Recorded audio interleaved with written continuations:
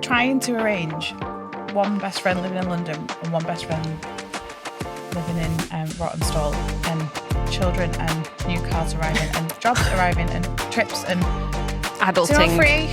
I'm like, I think there's apps you can be like, tell me when like you're a free, poll. and then it pulls it together. But yeah, I would literally.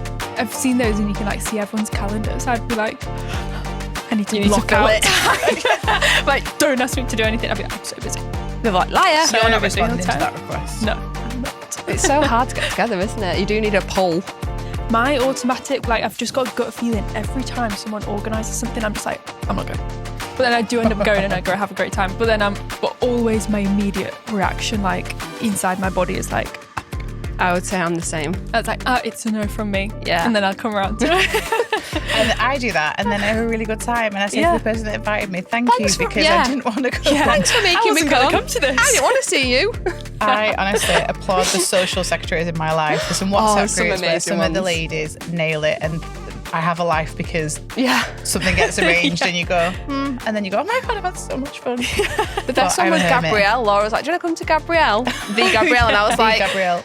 yeah, fine. Like a year before. I don't know any songs. Yeah, I was like, yeah, fine, whatever, I'll go. And then like the week before, I was like, oh, I don't want to go. I don't know any songs. The night of, we were having drinks before, and I was like to everyone, I don't know any songs. And if I go to a concert, you better believe I want to know the songs, of which we're going watching 6, and I need to learn all the words. Yeah, you do. The show. And I confided everyone that I didn't know, and my friend was like, both 2 friends of ours were like, you do know, and then they literally played it. I knew every song, I knew every word, and I was like, I am so excited. Like, I literally went from 10 minutes before going in. yeah, do you ever in a bit of a wobble because you're like, oh, I don't know if I'm gonna, I was being honest, I was like, I don't know if I'm gonna like it because I don't know any other songs. I don't think I'm like, gonna perform that well. In my chair. Just in case it's an open mic with Gabrielle. the pressure was Well, on. she'd have nailed it. She could have been one of those fancy backing singers, no problem. When a woman wants a man. You'd See, be you all know the surprised. songs. You'd be surprised. I was going, every song's a hit. And when they say, I get what they mean now when people say that. Every single song is a hit. Calvin, she did the originals. She didn't do any of this new shit that people get stressed at when an artist does new stuff. Gabrielle No, she gives was the people what she they was want. loyal to her fans because there were people that were like well up for it. She was give the people what they want. They only want the songs that they know the words to. None of this new. So this is a song from her new album. No one cares. Let's go get drinks. Yeah, the stadium empties. That should tell you enough. No, she was great. But yeah, social sex. Like, you all deserve a round of applause. Yeah, hats off to the social sex. Because It we're looks like hermits, but no we one like in the coming out room is once. one of them. All of us. Tribute. Shout out. Welcome to the Vault with Financielle. This is a safe space where we talk all things life and money, and no topics are off limits. Hello. Hello. I'm warm today. I'm I've done my hair and it's big and bouncy and A lot of hair under here. So like when you have your shower, you blow dry your hair, you curl your hair, and then you may as well have another shower because you're that hot and sweaty. Even in autumn, I'm struggling with the mane. I don't know if anyone can tell, but on this row I am an au natural girly. So you can see the nice bouncy blow dries either side of me, but I went to sleep. I washed my hair, let it dry naturally, went to sleep like this, woke up like this and left the house like this. I swear to God. You shouldn't let your hair dry wet. Fungus can grow on your head. Yeah, Oh and my it stays greasy. Stop it. So when you dry your hair, if you blow the water out, because oil and water obviously don't mix, so if you blow the water out, your hair absorbs the oil. But if your hair stays wet, your hair doesn't absorb the oil, so that's why your scalp's greasy. And I then- think it looks good, Holly. Thanks, Lydia. I've not got see a any fungus on fungus. my head. no, honestly, because How to someone drag a told girl me down, this, you've and got then- fungus on your head. because I've got an itchy head now. but I won't sleep tonight. but my eldest always goes to bed with her hair wet. And No. I let it dry. you just said you No, went to bed with it wet. I said I had a shower, I let it dry, and I went to bed like this, as in I didn't do anything to it, like any tongs, anything, and then I woke up like this. Even letting it So dry I've still got- naturally. So 'cause I've yours still is got quite fungus on my thick. head. Possibly, because it depends how long the water's been sat there, because I is feel it truly like the dry? fungus thing is a lie from Dyson. Like, Yeah. I believe it. Great PR. Yeah. Tell everyone they need to Vicious blow dry rumour. their this is misinformation. I believe Dyson. I fully endorse this. Okay, I've got a controversial opinion. Was that not it? That I've got fungus on my head. Ready? University is a bad investment. All three of us are uni on this side. Your uni as well, Lydia. Yeah. Calvin, uni. So, What We did don't have everyone a do? balanced view. Guess what I did?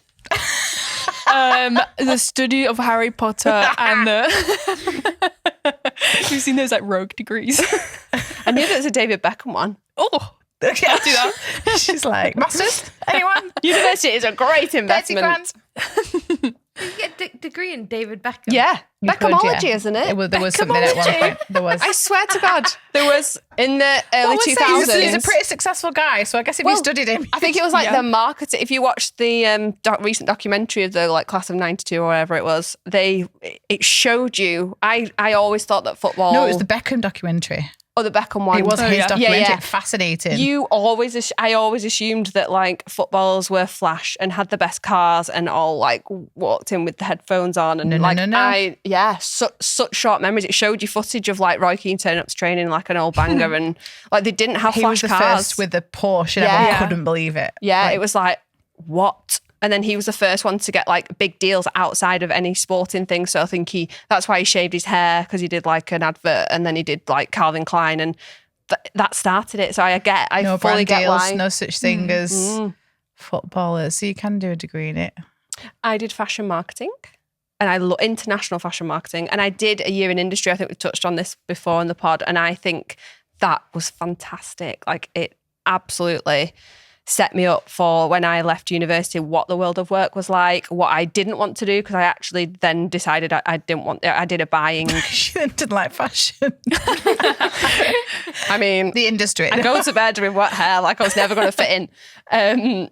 But yeah, it's just as good to show what you don't want to do, doing that year in industry. So for me that wasn't personally, the degree. That was No, work. So if anything, you true. just disproved your theory I paid my university to go to work.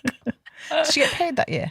Yes, but it was like minute. Well, no, it's probably just like an enhanced student loan type thing. I can't remember. Yeah, I mean, because the companies can't get away. We've talked about that before on this pod. Yeah. But the difficulty is, Lucy, when you ask that question, if you're asking Holly and I, and then ask me. So you ask me, I had 3 maintenance loans of about £3,500. What they don't tell you is interest starts accruing from the first loan. I do have a bugbear about this, and Mr. Martin Lewis has a halo for much of his time. At the time, he massively promoted student loans and said, it is the cheapest loan you will ever get. You should get it. I remember vividly, this was being pushed on people. You should take it. You should take it. You should take it. And quite frankly, some people have to take it. It's a privileged position that some people, it's an option. It was definitely an option for me because I worked while I was at university. And then my parents paid for the accommodation and my tuition fees. They paid that. I did not take a loan out for that. So my perspective on university is very different for someone that needed extra loans and grants to be able to just survive there. But I think if I had to have had a loan for those other elements, what would I have come out with? Maybe 20 to 30, maybe close to 20, because I came out with 11 after the interest had grown. So the day I left, there was £11,000. That's the cheapest it's ever been. When Holly went a couple of years later, top-up fees came in. Didn't it? Well, it doubled. It doubled on the maintenance loans. Oh no, it's the fees doubled, and then you could get higher maintenance loans. So even one generation, couple of years later, different maths equation. Then nowadays, there's like, because just the caps have gone, the fees are so high, cost of living is higher. So what I find difficult about education is I want it to be as accessible as possible to everyone. So if you need to loan your way through, but you want to get that finance degree, that business degree, that medicine degree, that English degree, science degree, if you want to get these core subjects, it's really hard to say, is it worth it? Is it a good investment? Because it might be the path to earning an above average salary for someone who is not from that background. Likewise, that person could spend all that and do, I'm going to say it like a marketing degree, marketing moves so quick. Yeah, too that quick you for are the better lecturers. being a marketing exec on a low 20s salary, learning your craft, and then doing skills like Google have so many amazing free courses, digital marketing courses, HubSpot have courses. Like, this is you for marketing. If you want to work your way up, you could have done all that. And I don't think you need a degree to get a marketing exec job. I think it's like a nice to have, but I think you want the person, you want the capability. Have you done projects? Have you done what interests you in your spare time? Lots of employers now are not necessarily looking at that degree. So it breaks my heart when people do subjects that are completely nothing to do with a career that needs that degree, and they've got tens of thousands that just sit in the background. Yeah, you did a law degree because you wanted to be a lawyer. You can't hack your way around that. Like, you have to go to university. So I would say yes, it is a good investment, because then the earning trajectory. Although some of your friends that are in law, they were still paying the student loans off because they had to take all those extra grants and loans and maintenance things. Yeah, and they were still way cheaper. I remember them still paying for them like a long time after as well. Most people won't pay them off now. Like, we're in that place where it's like it's on your income forever. And I know so many people that did a degree that they do nothing. It's not connected. And sometimes you're like, it doesn't matter because you built up skills, learning how to do a project, how to do a dissertation, network. But half the time I feel like saying to people, go and do a graduate. Go and do a graduate. Not a graduate. No, what's the apprenticeship. word? Apprenticeship. Yeah, it's like without graduating. Go and do an apprenticeship. Go and do internships while you do it. Like, get a paid job, and it could be doing anything, even like stacking shelves, whatever it might be, working in retail, and then go and do an internship somewhere. You will just gain so many more skills, and then go out with your uni friends, stay at their house, go on uni nights out. Also, get the lifestyle. If there's a particular career that you need higher education for, is there an employer that will pay your way through it? Like, we've seen it so often with accountants. It's a massive one. So many of the big accountancy firms and finance firms will actually pay for you to do all your exams. And so you're earning and all your student friends are absolutely skint, racking up debt, and you're kind of over here. So it's such a tough one. I love how the student loans make education accessible and give someone that lift up. And you might learn about a career that you don't want to be in, but you've picked up loads of other stuff. But I think the system definitely needs sorting out. So many people nowadays, employers don't require a degree. I'm seeing that often now with job requirements and what you should have done. Experience is much higher on the list. And imagine if you could have been getting that experience at 18, 19, 20. I remember some job applications like you have to have minimum 2-1. I don't think they do that anymore. Do you remember that? I remember looking at job applications. I remember a girl I went to uni with was applying for a year in industry, and she'd had her second year results and she'd said 2-1 and she was third, but no one ever checked. Flex. Like, what are you going to do? Carry a certificate round? What are you going to do? Where is my certificate? I've got mine. Knows. Record of achievement. I hope we've all got them. What, your swim badges for when you were 10? Lucy's just getting hers now. What do you think? I think that they should literally just put a stop to all of the like creative degrees that are just going to make people go so far into debt, because it's just going to get worse and worse. They should make core things like lawyers, doctors, things that you need a degree to go into that field. And I think there should just be like other courses that you can do. Like, if you want to, like, I did journalism. I did absolutely not need to do a degree for that. I started out doing a geography degree, changed my mind. So I was like, what am I going to do with this? Riverbeds. I liked this at high school. Yeah. Volcanoes. Literally, I just did that good at A-level. I was like, I'll do that. That's just the want to go to temptation, uni. isn't it? I would love to see, especially for things like the creative industry, that there's a pathway where you can feel like you've got an achievement, but it can be done in industry. Like, you want to be creative, but I want to, we like exams sometimes, or projects or accomplishments or certificates or something that, recognises to a potential employer, this person applied themselves and got this, has got resilience, can work towards something. But wouldn't it be great if there were some, and there probably is, someone's probably listening to this going, there fucking is, and you're just not, but that's what I think would be helpful. And just I think that sometimes colleges are so bothered about their percentage that got into university stats that they're really they're not truly looking at the person and going, you don't need to go to university. Don't know what the big I wide world's remember sitting in form, in sixth form, and it being like, everyone get your personal statements written Yeah. out. And there was always like a couple of people like, I'm not going don't- to uni. And they're like, well, just Shame. write one anyway. Yeah. Write one in case. You might change your mind. I think I said I didn't want to go to university for a long time because I couldn't Yeah. find the course that spoke to me. And then I found this one, and I truly did enjoy mine, and I do think it helped me. I still think it helps me today, actually, in some of the things that I learned. So I'm not one to say, oh, don't go to university, but I think it's all relative. I think some people just choose any course because they want the uni lifestyle. That's what I did. You can have the uni lifestyle. I was You gonna can say be a it should- student. It should be like the norm to like after college, like if you get a job, like a starter job, move into like move to a new city, halls.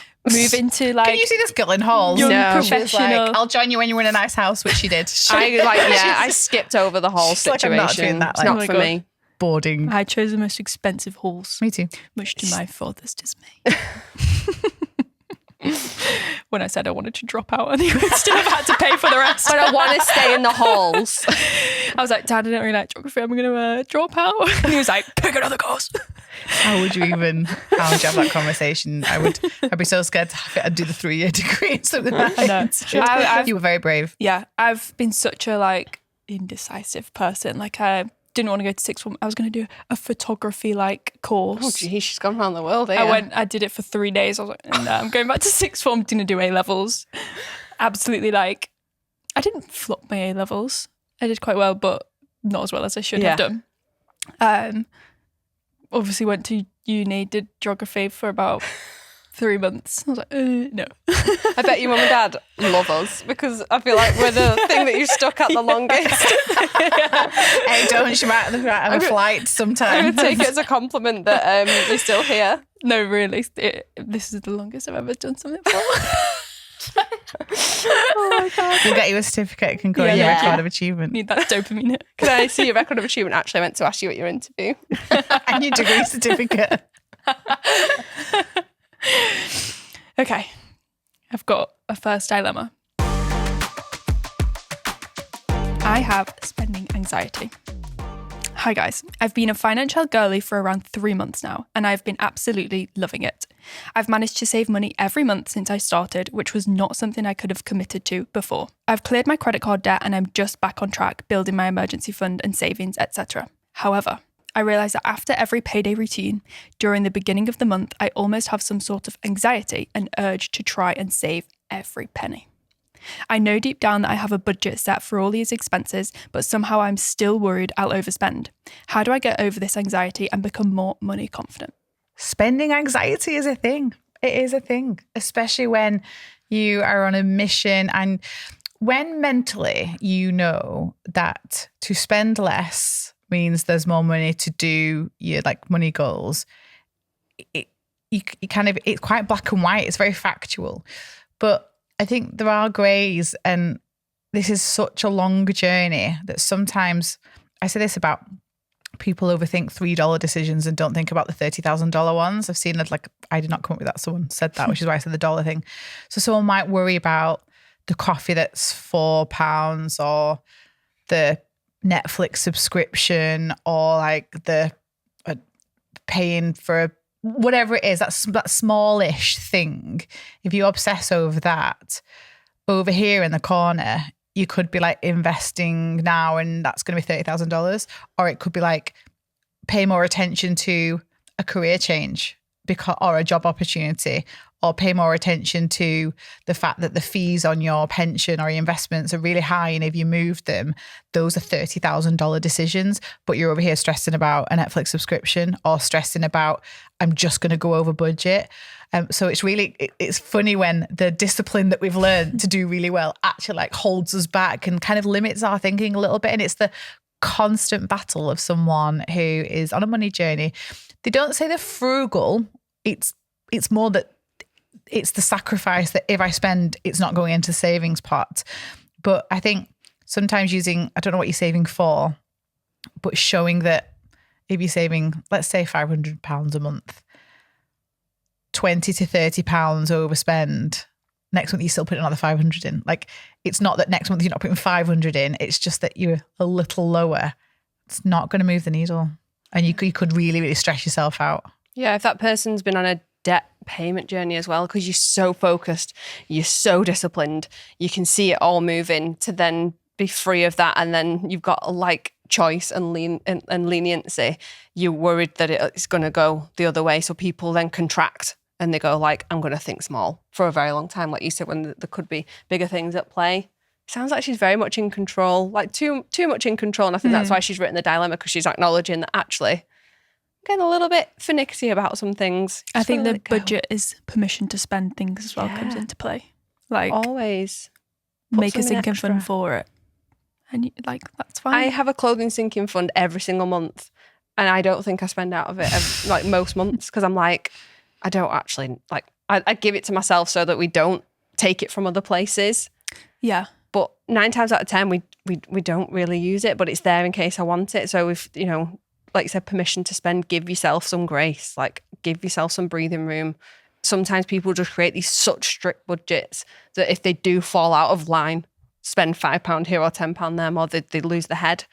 You need to, even though you want to see that excess, I get it, because that's a dopamine hit in itself, getting the biggest excess as possible. But there's nothing like the regret of feeling like you've gone over your budget when you could have been in a little bit more control of it in the first place by giving yourself a bit more. That's such a good idea, though, Hall. Like, she could create a space or a pot or a sinking fund and commit to, so let's use the 500 example. She's saving 500. There's a fun pot of 50, and she didn't, and she wants something much, that'd be much better if it was 550. No, your plan was 5, but roll it over. So next month, leave it there and then put another 50 in. And after 2, 3, 4 months, there's like £300 in there, and you still don't need anything. Then Move sweep it it to your savings then, and just like, you can do it then, but it doesn't hold you back enough. I think the numbers that you're probably talking with the spending, I'm presuming, is small things. And so if you are someone that's like particular about detail, particular about numbers, model it out. I promise you, if you showed the difference between saving $520 a month and 500, it's just not going to move the needle. The fact that you're saving 5 is the biggest thing. A lot of community members have like a permission to spend part. I think they call it like impulsive spending, or even miscellaneous. Just try that 1 month and just see. You might not even use it, and I suppose that's a problem in itself, because she's saying that she doesn't want to use it, and that's giving her anxiety. But call it a sinking fund, and you're much more likely to spend it because you've so like ring fenced it to spend, not gone over by accident because I was a bit too strict. I like it. Yeah. Okay, got a good community win. It's been a long time coming, but I've reached my biggest financial goal so far. A fully funded emergency fund. I'm so glad to have this off my plate. Now I can set it in a high yield savings account and forget it. But when an emergency happens, I know I have the means and confidence to deal with it without worrying about going further into debt. And for my next trick, I will make my student loans disappear.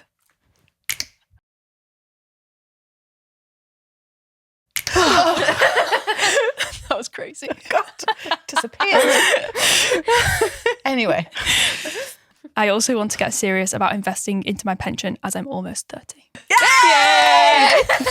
She's done amazing. Yeah. Fully funded emergency fund, which for those people that aren't sure what the difference is between the small one and the full one, it's that when you first go and, if you've got consumer debt and you're first starting out on this journey, you want to build up emergency savings, but too much will just keep growing your debt in the background. And so picking the right number for your mini one's really important. Lots of people do 1 month's expenses. Some people do more if you have an earning situation that is a bit unpredictable, or if for particular anxiety reasons you want more, whatever it is. Or you've got like a family of 4. There's like, you're prone to more emergencies, like compared, there could be 2 cars in the family. There's like a washing machine that needs whatever's right for you. Yeah. And then once you've cleared your consumer debt, the next bit is really to bump up that emergency fund, because it really isn't enough. And that's a slog, because you want to get to a growing bit, an investing bit, like she said she wants to get to.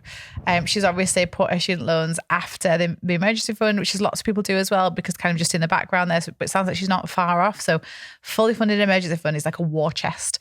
It's like, hopefully it's in a big, fat, juicy % savings account, high yield savings account somewhere. So please make sure you're doing that, because it's free money.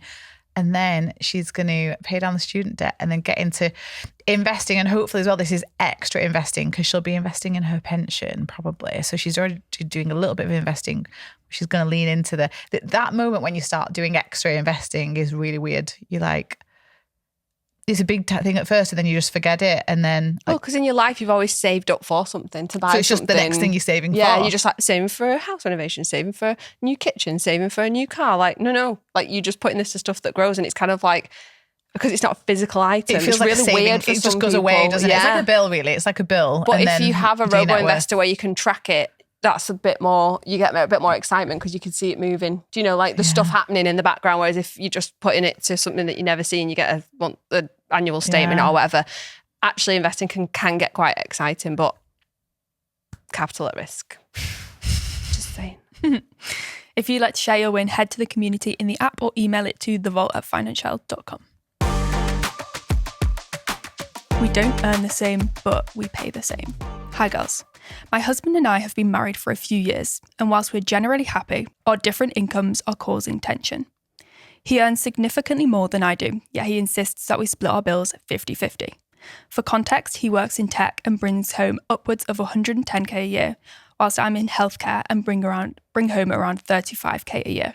We live in a lovely house for which we both contributed 50% of the deposit each. I had a chunk of money I inherited, and he matched it.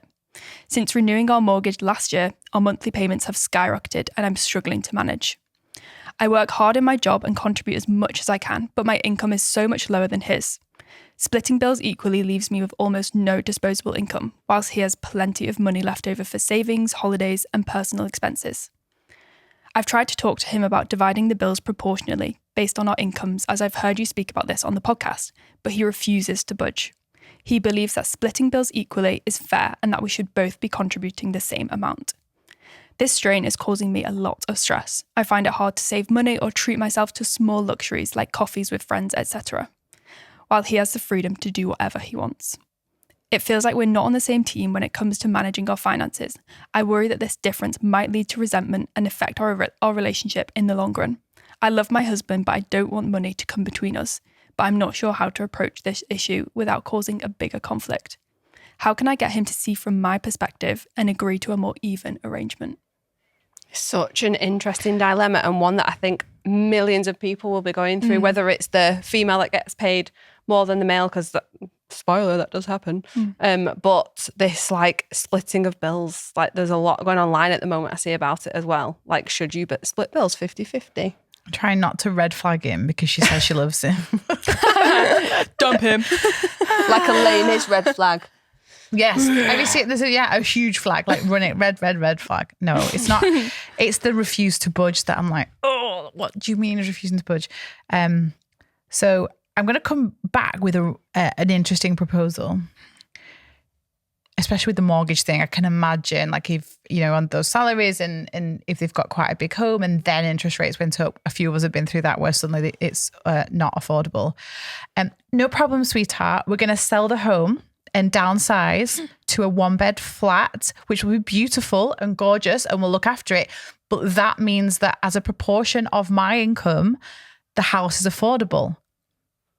Betty would and if then, and it's not fair, right? But if he's so insistent on keeping all his money for him and will contribute 50-50, no problem. We have to make it affordable. But she needs to be in a situation where as part of her income, if they don't combine finances, which it sounds like they don't, the housing is up to 25%. And then your main expenses and the rest of everything else is in the rest of your budget, but is it in the rest of it? And then you want to be having between 10 and 20% going towards things that increase your net worth. So making sure you're paying down debt, making sure you've got your own savings. Sounds like you need your own savings and also extra investing. But because if they're splitting bills 50-50 at the moment, I can't believe she's even eating. Like he must be having to pay for stuff on those salaries in a weird way. So he's probably already he must be having to get some food shops. The maths just doesn't work. I don't know how much the mortgage is, but it sounds like it's skyrocketed and it's gone up. So you can't kind of have it both ways. She has to make sure that her finances are in order. She can't live in the lifestyle that his salary affords because she can't afford it. So either they combine their finances, even if it's not bank accounts, but they put everything together and that's just what the mortgage costs and this is just what that costs. And even if he has, it sounds like she wouldn't be bothered if he had more fun money than her. No. It's that she has nothing and it's going to hold her back. And he keeps referring to 50-50. I would like to get a big whiteboard and be in the living room and kitchen with them and go, but it's not actually 50-50. Do you know, like he's saying, oh, we should split everything 50-50 because that's fair. No. If you look at it, it's not 50-50. The contributions that she makes towards the mortgage is probably 60% of her salary. So it's not, you It's just want to 50% show of the bill, but it's not. Yeah. Yeah. Well, so yeah, it might be 10% of his wage, Yeah. but 50% of hers. you have to show the math, like show the working out. That's what I mean about pull back the expenses then, Yeah. which is fine. So if We're you not want going to, on holiday this year because we can't afford it. We can't afford it. We've made this financial decision that this is how we're going to split bills. If that's the case, there's not enough money. So we're not going to go on holiday. We're not going to we're not going to go out for dinner because we can't afford. Like if you start to show all the ways in which you can't match this 50-50 lifestyle, I'm sure he'll start to reconsider. You went through something similar. Not that your partner didn't want to pay, but how do you do bills? So we've like recently moved into a place that was more expensive than our last place. So we've started splitting everything proportionally. Okay. Yeah. I didn't know that. Yeah. So How are we you finding it? really good. What would it Not for gonna you? say that. Yeah, for me it's great. But exactly, but it was super great for him before. Like 50-50 Well, yeah, was exactly. super great. So Yeah. you're like, it's just kind of even it out. Yeah, it works so much better. And we kind of had a debate of like, not debate, we were like, ooh, like, what do we do for holidays and all of this stuff, and like even our like fun money account, like do we pay into that in our proportions? But we've literally just been doing everything in proportion because it just lets you do more. Like Yeah. it will literally be like, oh, I can't afford to put that amount of fun money because I want my own fun money. Yeah. And yeah, I've got my own fun money pot. So Separate to Lucy the joint probably, fund money we pot. laugh about your social life, but you were probably not going out. You're like, because I couldn't afford it. No. And now you're like, yeah, I'll go here, I'll go there. But I think 50-50 works so good when it's quite similar. Yeah. Because then you like pennies and pounds. Let's not split hairs. You don't want to get to that point where you're like, minute it You like, owe me £2. Yeah. I paid £2 more on this bill. yeah. but the minute it kicks up more, it's really difficult. And then the other side to it is we do have to think of something a bit more positive or proactive, or I can't think of the right word, but helpful for her, because she does love him and she likes him, and we need to just get him on side. It's showing the numbers on paper, surely. Yeah, It doesn't and work. but what we don't want is them like him the paying tap. for stuff for her then. So we'll do 50-50, but I'll pay for the holiday and I'll pay for dinner, because No. there's a bit of an imbalance there, which is like, I paid for all this for you. So we need to get to a point where she needs to show him how important it is to her that they're sorted financially and that they're in a good place and that they can do things collaboratively. And I think like share your budget with him. Like, this is my salary. When I've transferred all this in, This is what I've got This is what left. I've I may be got. horrified because it's a significant amount. Yeah, He earns yeah. more than her. We're not talking like 5 or 10 grand. You just kind of go, oh, we can work something out. But that is significant. They are two different people living two different lives. They come home, they are not on the same page, whether you're No. married or not. Financially, she's worrying about paying bills and he's worried maybe about what holiday they're going to go on. That's not a Why did you- marriage. and Yeah. why did you get married? Like, why did you Yeah. get married? I feel like they've been married a few years now, she says. So it's not like first year in, she's like, right, okay, now I'm married. Can you pay? Yeah. Can you put more in the pot? You know, it doesn't have to work like that. But as you get older and you've been together longer, like the whole point of a marriage, and I keep saying this as well, like we've said this in previous podcasts, but the court sees it as 50-50 in assets. So why did you get married if Yeah. you didn't want to? Did you want the party, or did you want to come together as a team? Because See it you as a never know. team. There could be a situation in his life. He's in tech. He could lose a job. He could take a salary cut. He could get poorly. There's Yeah. so many different things that mean different partners earn more or less.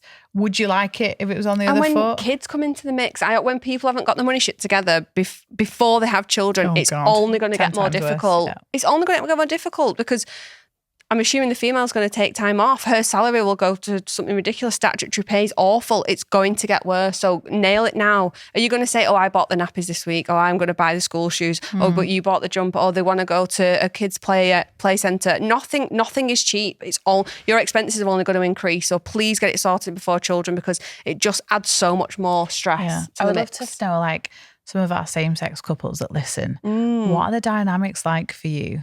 Yeah. Yeah, that would 'Cause be interesting. There's like a weird provider thing, Like a males ego typically. type thing. but you may have just two different personality types in a hetero relationship, where you've got the female that's like the provider and wants to care. I don't know. There's so many different dynamics, but in a same-sex relationship, you are like both victims of the fucking gender pay gap. Yeah. So you're both already God. struggling and, you know, having stuff held against you. I read about but do you have these dynamics? I read about the LGBTQI plus, I think that's correct, pay gap as well. Yeah. Like Yeah, I you're saw already that. facing up to, like you're already insane. struggling, and then there's an extra dynamic put in there. And then obviously with fertility, having to pay out for fertility, it doesn't come, you know, that's an extra expense that you're absolutely going to have to take on, whether it's surrogacy or IVF, whatever it might be. Like people don't realise. So I think we could delve into that a little bit more and maybe get some dilemmas from people and see if we can help navigate those situations. Because you're even further behind is the point. So you have to be even more on the same page. Even if, again, same, you just don't combine finances. But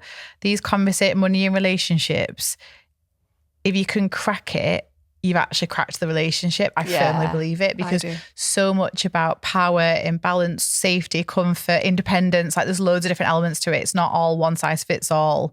But if you can work out, and also work out bit by bit. So for our listener, you might not nail it tomorrow and go, no, we should just do it proportionately and that's what we should do. You need to, this is going to be really important for your relationship. So if you were invested in this relationship, this is going to be hard and you have to plan slowly, drop the in, do what we do with men, which is make them think it's their idea. But because it didn't happen overnight with you and Alex. You probably spoke about it for a long time and had little light bulb moments, both of you here and there, and then kind of came together to that decision. And that's always the best way. I just want him to come and sit here for an hour with us. Bring him. Yeah. Just sit here and listen to what we have to put up with. God, the hot seat. We need a hot seat. Yeah. Bring that light. How much do you get paid? Like an interrogation. What bonus do you expect to get this year? What are you going to do with it? Where are your investments? How much is your pension? Like, how much do kids' school shoes cost? yeah. Good luck. I hope we're still together. God, yeah. Okay, any final words this week? If anyone wants to volunteer their partners for the hot seat, applications open. Bring them in. Yeah. No, we need to get them on board and get some good allies helping us all out. That's all for this episode. The Vault is now closed. And P.S. we would love it if you would subscribe, follow, and share this podcast so we can grow our amazing community. Just a quick disclaimer, The Vault is just a chat around life and money topics. We are not giving financial advice.